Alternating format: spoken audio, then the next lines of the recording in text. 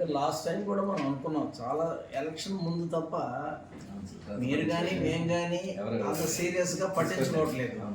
ఇప్పుడు ఏంటి కట్టవ్వ తరగతి గది అని రాస్తారు, లేకపోతే ఉత్తరం నుంచి పశ్చిమ వైపు ఉన్న గది అని ఇలా రాసేస్తారు.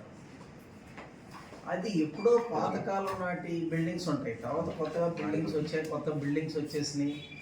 వాళ్ళకి చెప్పి గ్రామాల్లో పోలింగ్ స్టేషన్స్ ఒకసారి విజిట్ చేసి, ఇప్పుడు పాత బిల్డింగ్ ఉంటుంది, కొత్త బిల్డింగ్ ఉంది. ఇప్పుడు మీకు ఆల్రెడీ మేము ఓటర్ లిస్ట్ ఇచ్చినప్పుడు ఒక పత్రం ఉంటుంది, దాంట్లో ఉంటుంది ఏ పోలింగ్ స్టేషన్ లిస్ట్ కూడా ఉంటుంది. అయ్యే ఇది పాత ఇంకా పాతే ఉండిపోయింది, మనం ఈసారి ఎలక్షన్ అప్పటికి కొత్త ప్రపోజల్స్ పెట్టండి. మనం ముందుగా రేషనలైజేషన్ ఆఫ్ పోలింగ్ స్టేషన్స్ అని ఉంటుంది ఫస్ట్, దాన్ని చేసి పంపించేయచ్చు. ఎలక్షన్ ముందు అయితే ప్రతిదీ ఎలక్షన్ కమిషన్ ఆఫ్ ఇండియాకి వెళ్ళాలి. సో ఈ రేషనలైజేషన్ టైంలో ముందుగా మనం ఇవన్నీ ఈఆర్ఓలకి ఇచ్చి రెడీ చేసి పెట్టుకుంటారు. రేషనలైజేషన్ టైంలో ఇవన్నీ పంపిస్తారు.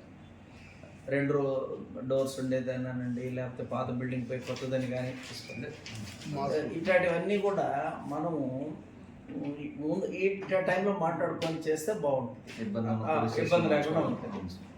రెండవది ఇదే విధంగా రేషనలైజేషన్ గురించి చెప్పాల్సి వచ్చినప్పుడు ఓటర్స్ రేషనలైజేషన్ కూడా కొన్ని ఏమైందంటే లాస్ట్ మూమెంట్లో యాడ్ అయిపోయినప్పుడు ఇక్కడ ఓటర్స్ ఎక్కువైపోయిందని ఇంకొక పోలింగ్ స్టేషన్లో యాడ్ చేసి ఉంటారు, భర్త ఒక దగ్గర భార్య దగ్గర వచ్చేసి ఉంటారు. ఇట్లాంటివన్నీ కూడా ఆ వీధిలో ఒక పక్క వాళ్ళు ఒక దగ్గర, ఇంకొక పక్క వాళ్ళు ఇంకొక దగ్గరికి వెళ్ళిపోయి ఉంటారు.